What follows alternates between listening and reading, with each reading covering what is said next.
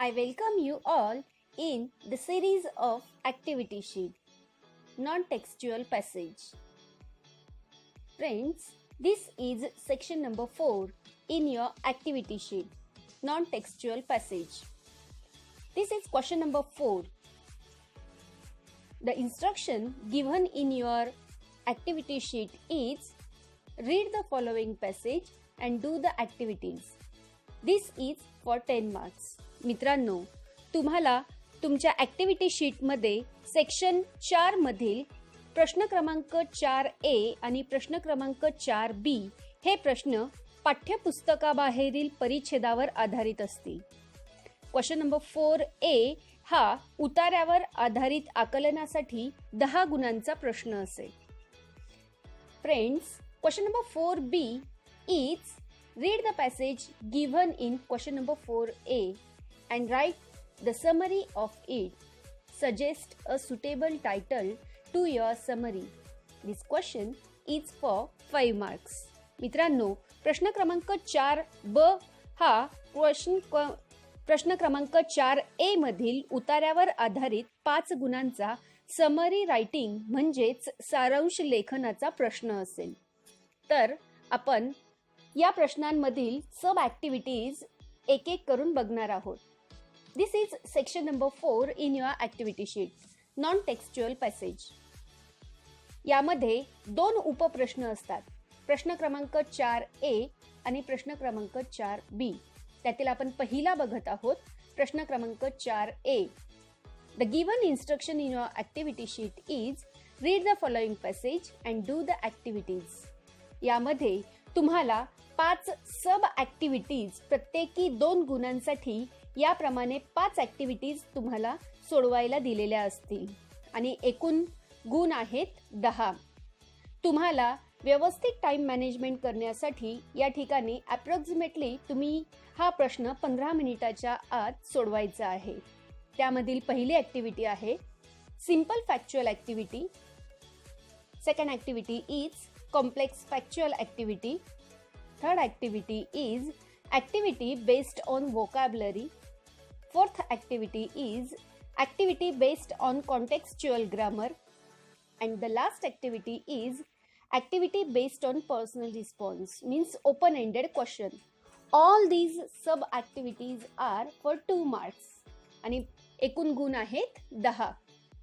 तर आपण एक एक ॲक्टिव्हिटी बघूया. त्यातील पहिली ॲक्टिव्हिटी आहे simple factual activity. These activities are for factual understanding of the students. यामध्ये पुढील प्रकारच्या सब ॲक्टिव्हिटीजचा समावेश होतो. True or false, complete the following, choose the correct alternative, match the columns, agree or disagree, put tick or cross, fill in the blanks, complete the sentences, name the following या प्रकारच्या activities यामध्ये येऊ शकतात. Simple factual activities ह्या साध्या घटनांवर आधारित असतात. या कृतींची उत्तरे आपल्याला दिलेल्या पॅसेजमध्ये सहजपणे सापडतात. त्यानंतरची दुसरी ॲक्टिव्हिटी आहे complex factual activity. Complex factual activity देखील 2 गुणांसाठी असते. आकलनावर आधारित कॉम्प्लेक्स फॅक्च्युअल ॲक्टिव्हिटीमध्ये काही ॲक्टिव्हिटीजची उत्तरे ही 4-5 वाक्यात तर काहींची उत्तरे ही 1-2 शब्दात लिहिणे अपेक्षित असते. साधारणतः या कृतींची उत्तरे आपल्याला उतार्याच्या वेगवेगळ्या भागांमधून मिळतात. ॲक्टिव्हिटीचे स्वरूप लक्षात घेऊन त्याची उत्तरे लिहावायची असतात. यामध्ये खालील सब ॲक्टिव्हिटीजचा समावेश होतो. Complete the given web, complete the given table, choose the correct alternative, fill in the blanks, agree or disagree with reason, WH question, arrange the following sentences as per the occurrence in the passage, complete the following or reason, find the proof, complete the web, chart, table, diagram यांसारख्या. यानंतरची activity आहे A3 activity. A3 ही activity कृती शब्द प्रकारावर आधारित असते. याला देखील 2 गुण असतात. Activity based on vocabulary. Activity based on व्होकॅब्युलरीमध्ये इंग्रजी विषयाच्या शब्दसंपत्तीचे ज्ञान तपासण्याचा प्रयत्न केलेला असतो. यामध्ये पुढील ॲक्टिव्हिटीजचा समावेश केला जाऊ शकतो.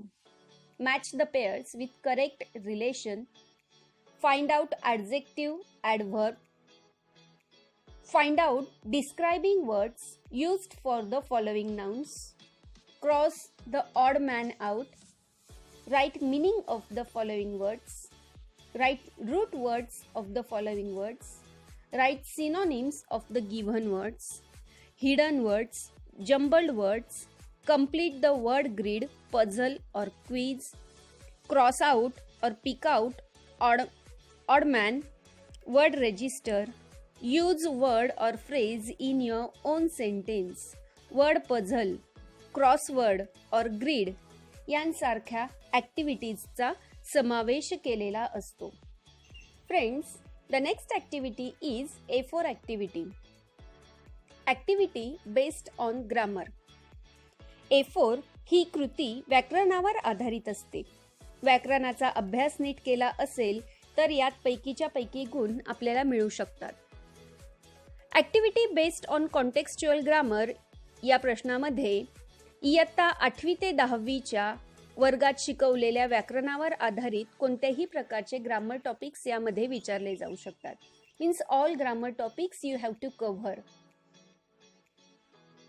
Identification of tenses, change the voice, add question tag, degree, frame WH questions, verbal questions, clauses, joining the sentence with if, unless, though, although, but, so, as, because, since, as well as, not only but also, when, where, which, who, as soon as, no sooner than, hardly when.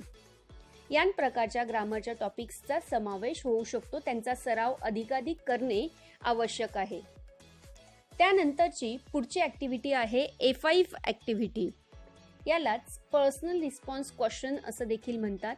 यालाच open ended question असं देखील म्हणतात. A5 ही शेवटची कृती फार महत्त्वाची असते. तुम्हाला तुमचे स्वतःचे मत, विचार मांडणे यात अपेक्षित असते. शब्दांचा व विरामचिन्हांचा योग्य वापर तुम्ही करणे अपेक्षित असते. व्यवस्थित वाक्य रचना करताना केल्यास तुम्हाला पूर्ण गुण मिळून या ॲक्टिव्हिटीमध्ये 2 पैकी 2 गुण मिळू शकतात. या ॲक्टिव्हिटीमध्ये अधिकाधिक गुण मिळवण्यासाठी खालील टिप्स तुम्हाला उपयुक्त ठरू शकतात. तुमच्या पर्सनल रिस्पॉन्सच्या प्रश्नामध्ये तुमची व्होकॅब्युलरी पॉवर कितपत आहे ते तपासले जाते. त्यामुळे शब्द रचना चांगल्या प्रकारे निवडावी. Structure of sentence should be correct one. Sentence structure तुमचं ग्रामॅटिकली करेक्ट असणं अपेक्षित आहे. Knowledge of grammar is being tested. तुमचं नॉलेज ऑफ ग्रामर सुद्धा टेस्ट केले जाते. Proper logical thinking, problem solving, creative and critical thinking, scientific attitude या सगळ्यांचा विचार तुमच्या पर्सनल रिस्पॉन्समध्ये केलेला असतो.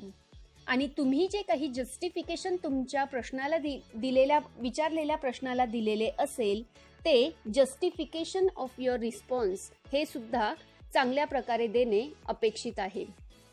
विद्यार्थी मित्रांनो, याचा जर तुम्ही व्यवस्थित सराव केला आणि दररोज एक पर्सनल रिस्पॉन्सचा प्रश्न आतापासून लिहायला सुरुवात केली तर तुम्ही चांगल्या प्रकारे पर्सनल रिस्पॉन्सचा प्रश्न लिहू शकतात. आणि तुम्ही जर दररोज एक पर्सनल रिस्पॉन्सचा प्रश्न लिहिला तर तुम्हाला रायटिंग स्किल लिहिणे देखील खूप सोयीचे जाईल.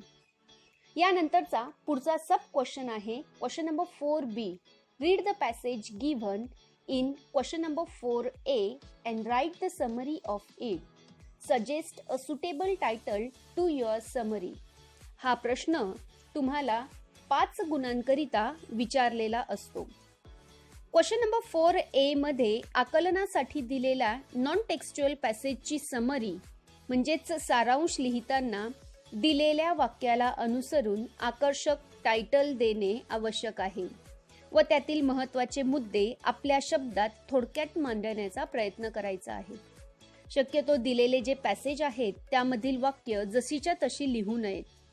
महत्त्वाचे मुद्दे मर्यादित वाक्यात समाविष्ट करण्याचा प्रयत्न तुम्हाला करायचा आहे.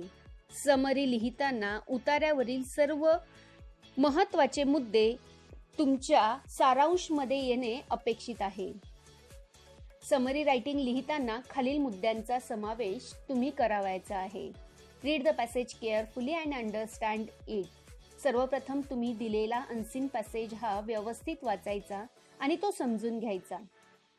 Suggest title. तुम्हाला समरी रायटिंगला टायटल देणे अपेक्षित आहे. ते 1 गुणासाठी आहे, त्यामुळे टायटल लिहायला विसरायचे नाही. एक्सप्रेस द थीम और gist of the passage in your on words. जो काही पॅरेग्राफचा जो काही सारांश असेल तो तुम्हाला तुमच्या शब्दामध्ये मांडायचा आहे आणि तो देखील थोडक्यात. Use appropriate vocabulary, grammar and language while summarising. Summary writing करताना व्होकॅब्युलरीचा, ग्रामरचा वापर हा व्यवस्थितपणे करायचा आहे. Avoid repetition of sentence while summarising. Summary writing करताना कुठेही वाक्य रिपीट होणार नाही याची देखील तुम्ही काळजी घ्यायची आहे. And don't express your own opinions. Summary रायटिंगमध्ये तुम्हाला तुमचे मत कुठेही मांडायचे नाही आहे. या सर्व मुद्द्यांचा जर तुम्ही विचार केला तर तुम्ही समरी रायटिंग देखील खूप चांगल्या प्रकारे करू शकतात. I wish you best of luck for your exam.